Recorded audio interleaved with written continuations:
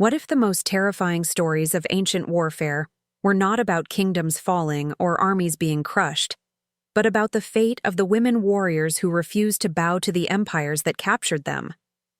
This question forces us to step into a part of history that was deliberately buried, a place where courage met brutality in ways that still unsettle us centuries later. Across the ancient world, from the Scythian steppes to the fortified cities of the Mediterranean, captured warrior women faced punishments so extreme, so intentionally cruel, that even the chroniclers of their own time hesitated to record them. And yet, the fragments that survived whisper of humiliation, ritual violence, and acts designed not just to break bodies, but to erase identities entirely. These women were more than soldiers. They were symbols of resistance, living challenges to the authority of kings, priests, and conquerors who feared what they represented. Their defeat was never enough. Their suffering had to be transformed into a public warning, a message carved into the memories of entire populations. Imagine standing in a conquered city as an empire's troops drag forward the women who had fought during the siege. These women were often the last to fall, the ones who refused to retreat, the ones who terrified invading armies precisely because they embodied a defiance that could not be easily explained or controlled. And when such women were captured alive, what followed exposed the darkest instincts of empires determined to showcase absolute dominance. Their treatment was not random. It followed patterns, rituals, meaning crafted by systems of power that understood the psychological effect of breaking the strongest symbols of resistance. This is why the accounts that survived, scattered through military reports, religious commentaries, and enemy propaganda, describe punishments engineered to destroy both spirit and legacy. The intent was always the same, to make an example out of someone who had dared to fight. But beneath these narratives lies something even more unsettling. It is the silence that surrounds them. When you look closely, you begin to notice how many of these stories were intentionally erased, softened, or rewritten. The truth is that these women challenged the logic of the ancient world simply by existing. They stood on the battlefield with the same authority as men, and when captured, their fate reflected not only the cruelty of their enemies, but the fear they inspired. And perhaps that is why history hid them. Not because their suffering was rare, but because it was too revealing, too disruptive, too difficult for later societies to justify or romanticize. Their stories force us to confront the uncomfortable reality that power often expresses itself most brutally against those who stand outside expected roles. As we begin this journey into the 5 most terrifying tyrannical acts committed against captured warrior women, keep this in mind. These are not isolated tragedies. They are patterns. They are the fingerprints of empires that relied on fear to sustain their dominance. Before we move on, tell me something. Have you ever considered how many voices history silenced simply because their truth was inconvenient?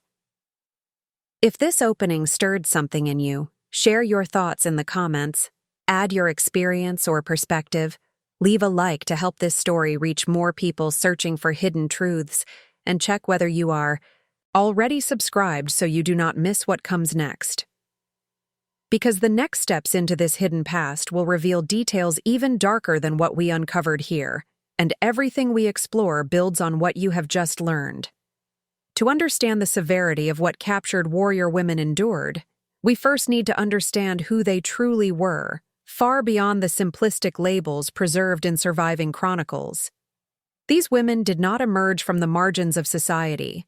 They rose from cultures where strength, discipline, and martial skill were embedded into daily life.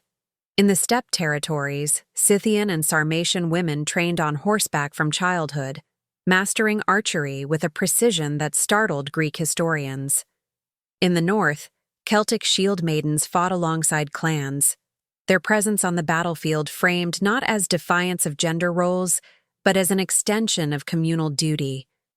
In certain Near Eastern societies, fortress city defenders included women known for tactical intelligence, and unflinching endurance. These were not anomalies.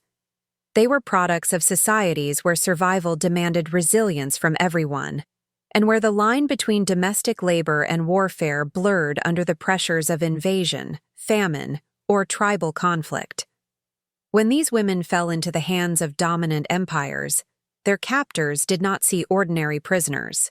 They saw symbols capable of igniting rebellion, living proof that their enemies held convictions stronger than fear. This alone made them targets for disproportionate punishment. Ancient imperial systems were obsessed not only with victory, but with controlling narratives, and a woman who fought with exceptional courage posed a direct threat to the image of an all-powerful conqueror. She represented a contradiction, something the empire could not easily categorize or assimilate. That is why descriptions of captured warrior women are often surrounded by an unusual silence. Greek writers would describe their clothing, or unusual weapons, but abruptly stop when addressing their fates. Roman annalists condemned the defiance of barbarian women, but avoided recording the full cruelty inflicted upon them afterward. Even in Near Eastern inscriptions, triumphal boasts about defeated kingdoms rarely mention the specifics of what happened to female fighters, as if the violence was too politically dangerous to detail. Yet, traces remain. In military logs, there are references to subversive women, armed resistors, or female auxiliaries, labels meant to minimize their status even as they acknowledge their impact. Archaeological evidence adds another layer. Burials uncovered across Eurasia reveal women interred with weapons, armor fragments, and injuries consistent with close combat, confirming that the battlefield roles described in fragments of text were not exaggerations. These women belonged to social structures where bravery was not ornamental but essential, and their captors understood this. The harsher the punishment, the clearer the message. Any woman who dared to fight like a warrior would suffer consequences beyond anything inflicted on her male counterparts. Understanding who these women were reveals a truth that empires feared to admit. Their existence alone challenged the ideological foundations of male-dominated military systems. When they were captured, imperial authorities did not react out of simple cruelty, but out of insecurity, compelled to make an example out of those who embodied resistance in its purest form.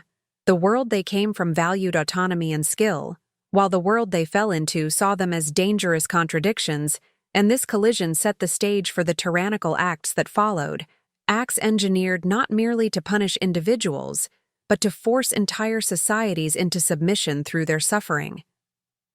The moment a warrior woman was taken alive, she entered a system designed not simply to process prisoners, but to convert defiance into a public demonstration of imperial authority. Empires throughout the ancient and medieval world relied on mechanisms of domination that were far more psychological than physical, crafted to break willpower long before they broke bodies. Captured male warriors could sometimes be enslaved, conscripted, or ransomed. But women who had fought openly, who had taken up arms in direct opposition to imperial power, occupied a uniquely threatening category. Bureaucrats, generals, and religious authorities all understood that these women represented a kind of resistance that could not be easily absorbed into existing structures. Because of this, their punishment was engineered with unsettling precision. The process began with classification. Ancient empires maintained detailed systems for registering captives, noting their origin, rank, and perceived threat level. For female fighters, these classifications often included warnings about influence, ferocity, or unusual discipline. Even the Kai language used to describe them carried an undercurrent of fear. The system treated them as ideological risks, potential catalysts for future unrest if allowed to live with dignity. Once labeled, they entered a hierarchy of punishment built to eliminate not just their physical presence, but their symbolic power. They were isolated from other prisoners, separated from family, stripped of clothing or insignias that marked their status, and placed under the watch of officers who had direct orders to dismantle their identities. From there, the machinery of suppression became fully visible. Imperial institutions often staged rituals intended to reassert dominance, forced marches through enemy cities, parading captives before crowds who were expected to applaud their defeat, or subjecting them to interrogations meant to extract confessions that would justify harsher penalties. These interrogations rarely sought information. They were performed to create a narrative that portrayed these women as aberrations, moral threats, or unnatural figures. The aim was to dismantle public sympathy and reinforce the empire's self-image as righteous and unchallengeable. But the system reached its darkest expression through acts that blurred the line between punishment and propaganda. Some empires recorded victory rituals where captured women were forced to reenact their own defeats, bound, displayed, or humiliated before soldiers who had fought them. Others allowed military commanders to determine their fates, resulting in punishments crafted as personal messages to rival tribes or rebellious provinces. Soldiers were encouraged to see these acts not as cruelty, but as necessary demonstrations of imperial power.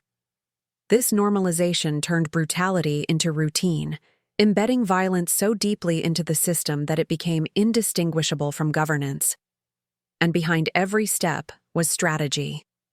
The treatment of captured warrior women served a political purpose: prevent future uprisings by making their suffering an unforgettable warning.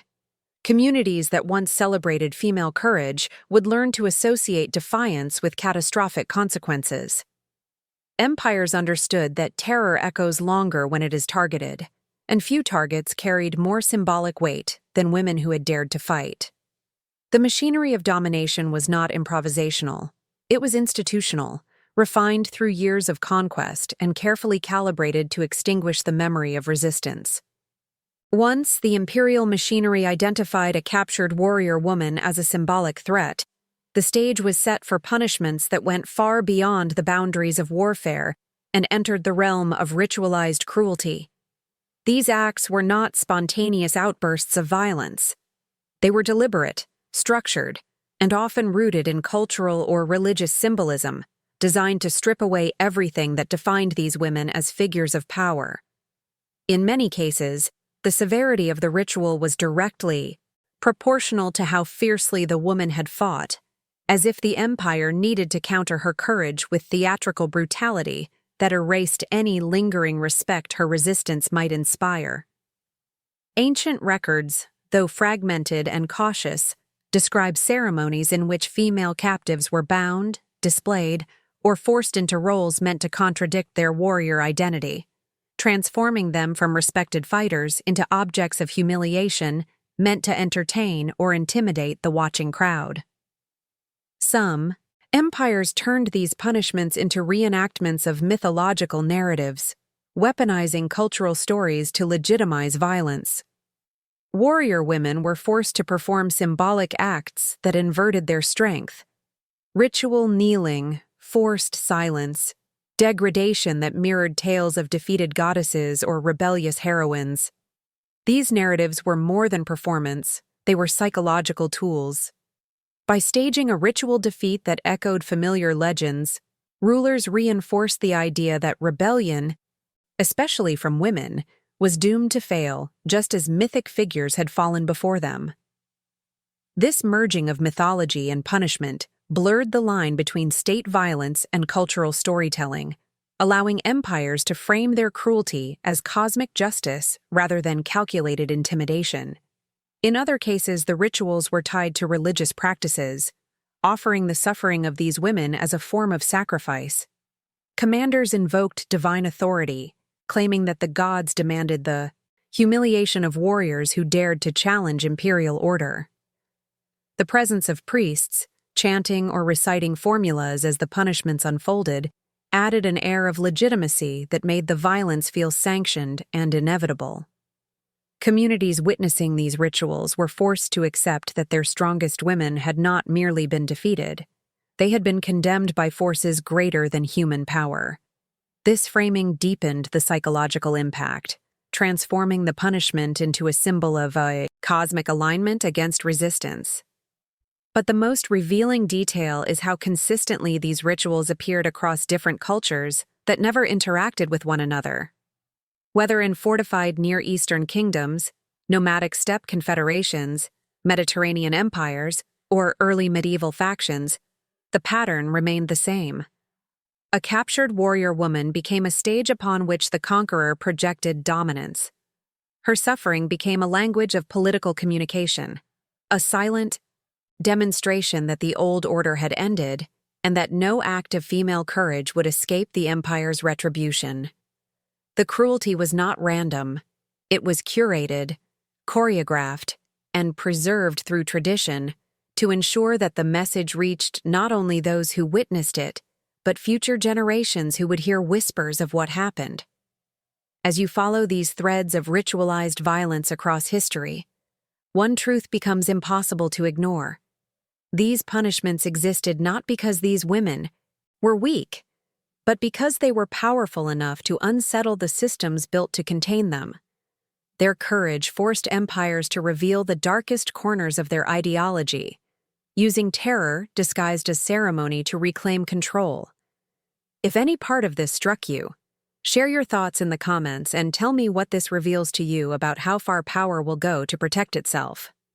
When imperial authorities transformed a captured warrior woman into a tool of political messaging, her body became a battlefield long after the real one had ended. Violence was no longer about subduing her. It was about communicating power to everyone who watched or heard the tale afterward. In many ancient and medieval societies, the punishment inflicted on such women was deliberately staged in public spaces, city gates, marketplaces, or military encampments where soldiers and civilians could witness the full display of domination. These acts were orchestrated not for efficiency, but for symbolism, turning the woman's suffering into a vivid reminder of what resistance could cost. The more renowned the warrior had been, the more elaborate the spectacle became. Empires understood that the fall of a respected fighter had the potential to fracture the morale of an entire people, so they weaponized every moment of her humiliation to deepen the psychological wound. This strategy served multiple purposes. First, it reinforced the idea that imperial authority was absolute. No level of bravery, skill, or lineage could protect someone who opposed it. Second, it transformed the woman into a cautionary tale, a living warning etched into the memory of anyone who might consider fighting in the future. The message was clear. Courage would not be met with honor, but with annihilation of identity. And third, it allowed rulers to reshape the narrative of the conflict. By exaggerating or manipulating the circumstances of her capture, they could present the empire's victory as divine approval, moral justification, or fulfillment of destiny, even when the truth was far more complex. In this way, violence ceased to be merely punitive and became a form of storytelling, crafted to maintain control over conquered populations. Historical accounts, though often filtered through propaganda or sanitized by later writers, hint at the intricate choreography involved. Some empires forced these women into public confessions, demanding they renounce their people or their beliefs. Others staged scenes, where the captured warrior was displayed in chains beside the spoils of war, broken weapons, seized banners, or defeated leaders, turning her into a visual metaphor for the collapse of resistance. In more extreme cases, the spectacle extended into rituals that mirrored theatrical performances, blurring the line between punishment and entertainment.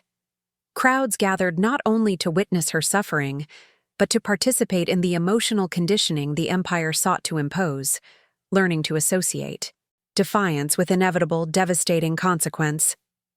Yet beneath the cruelty lay a deeper truth about imperial anxieties.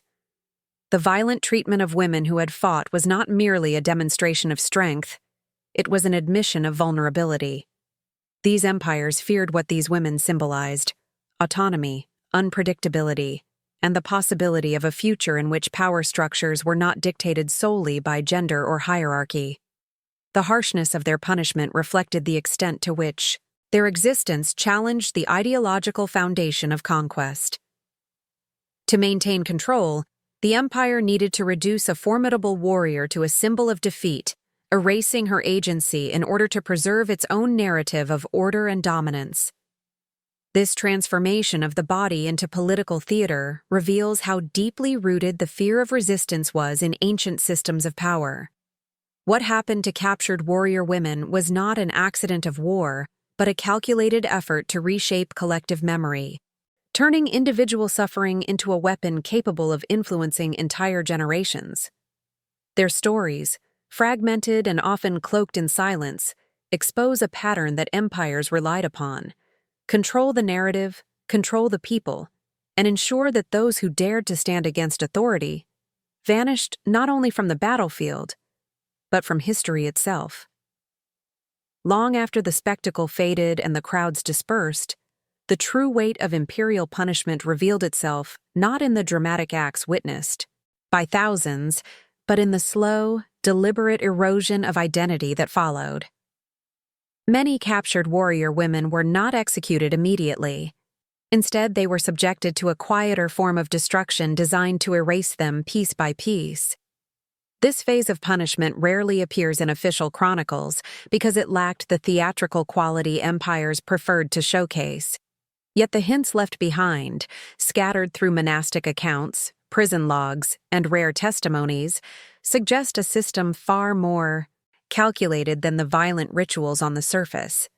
These women entered a form of living disappearance in which their names, histories, and personal symbols were stripped away, replaced by an enforced anonymity meant to ensure they would never again inspire defiance. Isolation was often the first step. Removed from other captives, they were placed in cramped cells, storage chambers, underground corridors, or improvised holding areas where the passage of time itself became difficult to track. Without access to sunlight, human contact, or familiar language, the mind began to fracture. Empires understood that silence could be a more effective weapon than chains.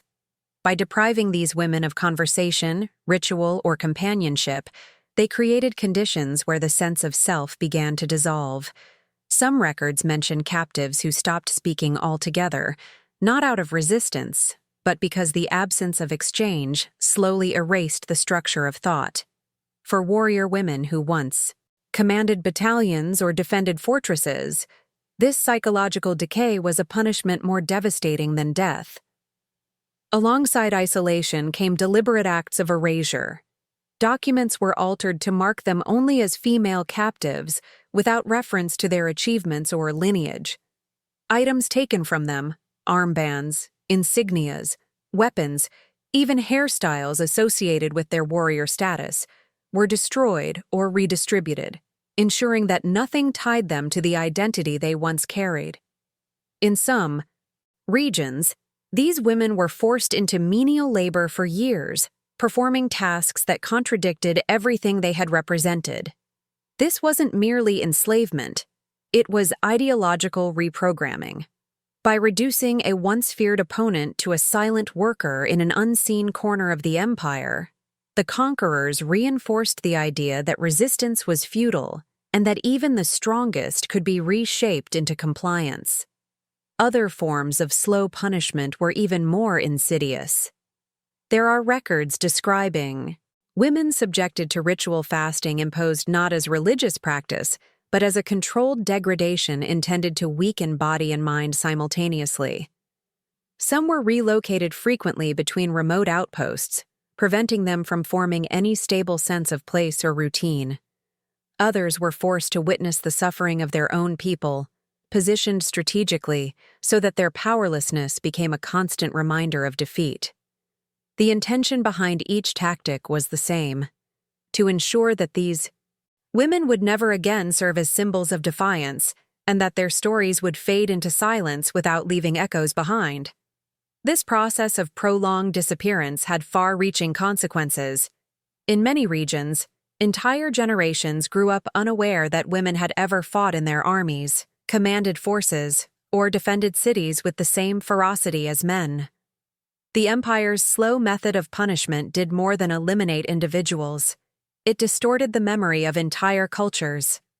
The erasure was so effective that centuries later, historians often dismissed early accounts of female warriors as exaggerations, myths, or symbolic storytelling. Only in recent decades has archaeology begun restoring pieces of the truth, revealing graves of women buried with weapons, armor, and signs of military honor that contradict the rewritten version of history. What these traces reveal is that the most enduring violence inflicted on captured warrior women was not always the brutality of the moment, but the systematic removal of their place in collective memory. Their identities were dismantled layer by layer, not to punish them alone, but to reshape how future generations understood courage, resistance, and the role of women in war. By erasing their stories, empires controlled not just the present, but the narrative of the past and the imagination of the future. Even within the machinery of erasure, there were captured warrior women who refused to surrender the final pieces of themselves.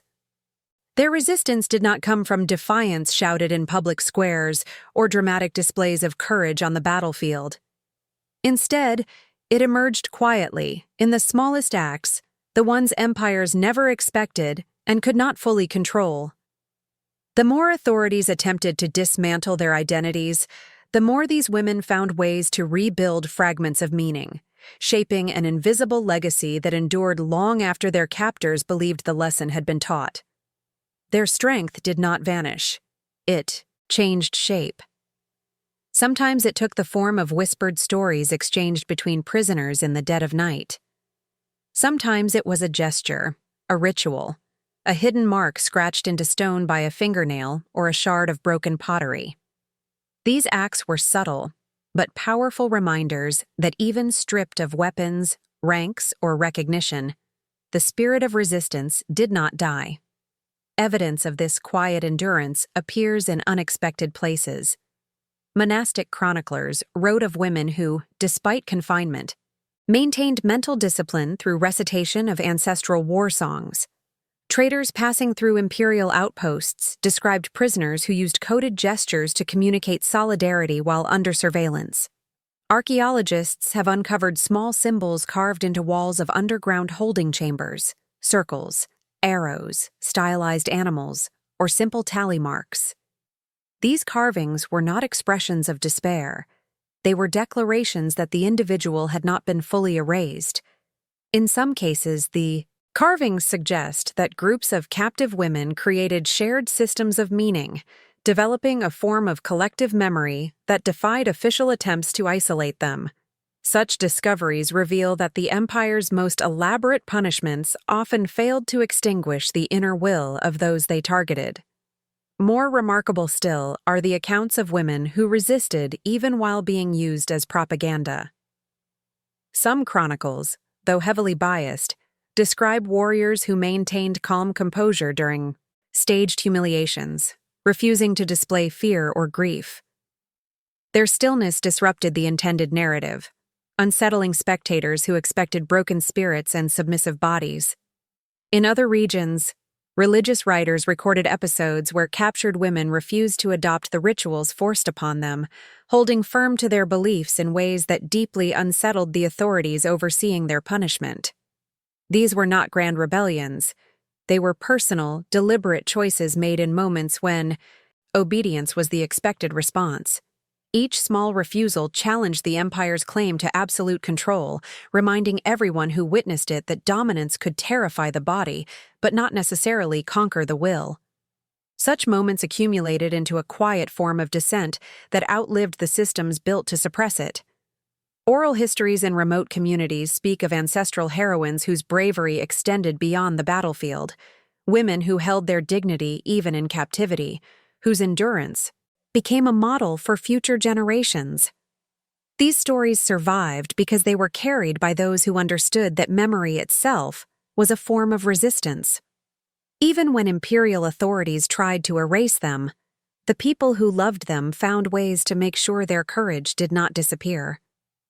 Over time, these whispered stories became seeds that endured through centuries of silence, resurfacing in fragments, folklore, and archaeological evidence that forced modern historians to confront how incomplete the written record truly is. And when you follow these scattered traces, a pattern emerges. Even the most oppressive systems could not fully extinguish the resolve of these women. Their strength outlasted walls, chains, and silence. Their final victories were not recorded in official annals, but preserved in the quiet persistence of those who remembered them. If this part of the story stirred something in you, tell me in the comments what these fragments of resilience reveal to you about the power of human endurance. Beyond the rituals, the erasure, and the silent forms of endurance, there was another layer to the fate of captured warrior women. One rooted not in punishment, but in political strategy. In many empires, these women became instruments of negotiation, exchanged, traded, or reassigned as symbols of shifting alliances. Their bodies and identities were transformed into diplomatic currency, reflecting the brutal pragmatism of states that viewed human lives as movable pieces in a larger geopolitical game. Far from being forgotten, they were often painfully visible, paraded before ambassadors or rulers who sought to display control over conquered peoples. Their presence in these negotiations revealed something important. Even in captivity, they retained symbolic value, but the meaning of that value was now dictated by the conqueror. Ancient military correspondence hints at this dynamic. Reports describe female fighters being sent as gifts to allied tribes, not as acts of generosity, but as warnings, a demonstration of what happened to those who resisted imperial authority. Some were used to seal fragile truces, offered as living pledges meant to guarantee compliance from their defeated communities. Others were transferred between vassal states as proof of loyalty, their fates decided not by personal merit or wrongdoing, but by the political needs of men who saw them as tokens of power. These exchanges served a dual purpose. They showcased the reach of the empire, and they ensured that the women most capable of inspiring rebellion were strategically removed from their homeland, scattered across regions they no longer recognized. In certain cultures, these transactions took on ritualistic dimensions. Records describe formal ceremonies in which a captured warrior woman was presented to a foreign ruler, often accompanied by a narrative carefully crafted by imperial officials. The empire would reshape her identity to fit its agenda, portraying her as a dangerous rebel, a failed leader, or an emblem of the conquered state's supposed inferiority. The psychological manipulation extended beyond the woman herself. It affected every observer who witnessed the ceremony. By controlling the story told about her, the empire could dictate how her people were perceived and how future conflicts would be framed. In this way, the woman became a symbol, stripped of her own voice, but forced to speak the conqueror's message. Yet, political exchanges were not always permanent. Some women were moved repeatedly across territories, passed from one authority to another, never permitted to settle or rebuild a sense of identity. Each transfer destabilized whatever fragments of self they had managed to preserve. The constant relocation blurred time, place, and purpose, creating a disorienting existence in which they were never fully prisoners of one realm or inhabitants of another. The instability served a clear objective. A fragmented life prevented them from forming alliances, inspiring sympathy, or regaining even a semblance of influence. They existed in a perpetual state of displacement, shaped entirely by the needs of the powerful. Despite the bleakness of this system, these exchanges inadvertently preserved traces of their existence. Travelers, merchants, and scribes occasionally noted the presence of foreign warrior women in distant courts, describing their unfamiliar appearance, scars, or disciplined bearing. These passing mentions challenged the official narratives that attempted to erase them, revealing that their identities could not be fully contained by imperial politics. Even as they were traded across borders, Fragments of their stories seeped into distant cultures, becoming quiet reminders of conflicts long past. Through these scattered testimonies, we see that the political use of captured warrior women was not merely a tool of diplomacy, it was an extension of the empire's attempt to control memory itself. By turning these women into symbols, tokens, or living warnings, imperial powers sought to reshape how entire regions understood resistance. What remained hidden beneath the surface was a deeper truth. Even in captivity, these women continued to challenge the boundaries of power, their very existence forcing empires to reveal the lengths they would go to maintain control. The deeper you search into the historical record, the more you realize that some of the most disturbing punishments inflicted on captured warrior women were never fully written down. Chroniclers who described massacres, siege horrors, and battlefield atrocities with cold detail suddenly fell silent when mentioning the fate of women who fought. This silence is not accidental. It is the shadow cast by acts so extreme that even the writers shaped by brutal eras hesitated to describe them. What survives are fragments, cryptic lines, vague allusions, abrupt transitions in texts that were otherwise explicit. These omissions are revealing in themselves, suggesting that certain punishments were deliberately hidden because they undermined the moral image empires attempted to project. When an empire wanted to appear civilized, it documented its victories proudly. When an empire wanted to conceal its own monstrous excesses, it buried them. Yet archaeology exposes what written history tried to smother. In remote fortresses, burial pits contain remains bearing signs of methods never described in chronicles. Bones show patterns of trauma inconsistent with standard execution, indicating prolonged torment or staged punishment.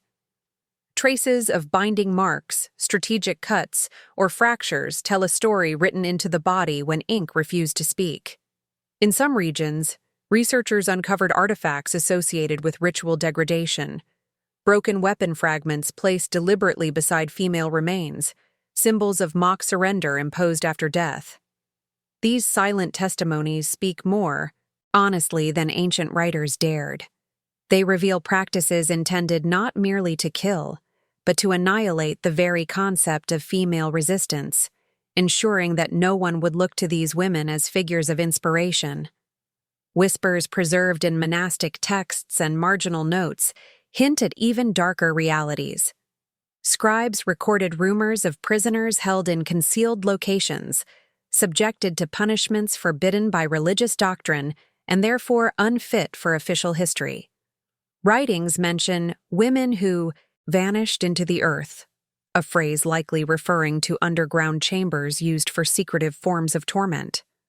Others reference those whom the empire did not allow to die quickly, suggesting that certain women were kept alive for prolonged suffering, hidden from public view to prevent their endurance from becoming a symbol. When scribes wrote that the truth cannot be safely described, they left behind an indictment more powerful than any explicit account. Their silence is a map pointing toward something they were afraid to articulate. Propaganda created by conquering powers added another layer of distortion. Official records often deflected attention by focusing on the supposed unfeminine nature of these warriors, framing them as aberrations whose fates were deserved. This narrative served a strategic purpose. By portraying female fighters as unnatural, empires justified violence against them without needing to document the specifics. This allowed chroniclers to hide the details while still reinforcing the message that rebellion, especially by women, was dangerous and shameful. The erasure was so effective that later generations assumed female fighters were exaggerations or mythic symbols rather than historical realities. But the most haunting evidence comes from places where the landscape itself testifies. In abandoned strongholds and collapsed prison sites, there are signs of makeshift restraints carved into stone floors, marks of scraping where someone tried to signal their presence, and inscriptions so faint they were almost lost to time. Some are not words but symbols, circles, spirals, or lines repeated with obsessive precision, as if the captives were using these marks to hold on to identity when their names had been taken from them. Each uneven scratch speaks to a moment when someone refused to be erased, even as the empire tried desperately to make their suffering disappear from memory. When you follow these traces, the gaps in chronicles, the altered records, the physical evidence buried beneath centuries, you begin to understand that the truest horrors were not the ones documented, but the ones deliberately concealed. Empires hid these acts not out of mercy, but out of fear. Fear that if the full truth were known, it would expose the fragility of the structures that claimed absolute power. And in that buried silence, you can still feel the echoes of the women whose stories were considered too dangerous to preserve. When you gather, every fragment, every erased chronicle, every buried testimony, every whispered account that survived despite the empire's efforts, you begin to see a pattern far larger than any single punishment or isolated atrocity. These acts against captured warrior women were not random eruptions of cruelty, but components of a long continuum in which power sought to tighten its grip by targeting those who embodied resistance in its purest form. What happened to these women shaped the way entire societies understood conflict, memory, and identity. Their suffering altered political landscapes, influenced the fears of rulers, and reinforced the narratives that empires leaned on to justify their dominance. Even in silence, their existence forced the world to confront the uncomfortable truth that systems built on conquest inevitably reveal themselves through how they treat those who defy them. Traces of their impact linger in unexpected places. Folklore in remote regions preserves echoes of women, whose bravery outlived the empires that tried to erase them. Archaeological sites reveal patterns suggesting that communities developed private rituals to honor these fighters, ensuring that memory endured where official history refused to speak. In some cultures, stories of protective spirits or warrior ancestors appear to be distorted reflections of real women whose courage could not be fully extinguished by time. These scattered memories show that resistance continued to ripple outward long after the individuals themselves vanished, proof that even systematic erasure cannot fully contain the human need to remember those who stood against oppression. Meanwhile, the empires responsible for their suffering relied on the illusion of permanence. They built monuments, codified laws, and inscribed their victories on stone walls meant to last forever. Yet those structures now sit eroded, cracked, or half-buried, while the faintest marks left by anonymous women, scratches on chamber walls, ritual symbols carved in secret, whispered names, still manage to surface centuries later. The contrast exposes a truth that empires never recognized. Lasting power does not belong to institutions alone. It belongs to the stories people choose to carry forward, even when doing so is dangerous or forbidden. The persistence of these fragments reveals that memory, once sparked, becomes a force impossible to fully suppress. Understanding this legacy requires acknowledging that history is not shaped only by rulers, armies, and official records. It is shaped equally by those who resisted quietly, whose endurance challenged the narratives imposed upon them. Captured warrior women were meant to disappear into darkness, but their stories continue to re-emerge because they expose the limits of imperial control. Their presence in the historical landscape remains a kind of unfinished sentence, an open space where questions linger, where traces refuse to fade, where humanity's need to recognize. Courage outweighs the weight of silence imposed by victors, and as these fragments resurface, they demand that we look again, not just at what happened, but at why the truth was considered so dangerous that it had to be buried. If you've stayed with me until this point, it means something in these hidden chronicles resonated with you. Before you go, leave a comment with the phrase, "I remember with you," so I know you reached the end and carried these stories with you. And if this journey added something meaningful to your understanding of the past, Consider subscribing so you don't miss the deeper histories we uncover here. A natural next step is waiting for you. There's a video right beside this one that expands on the forces and conflicts surrounding these forgotten narratives. So follow the thread and keep exploring with me there.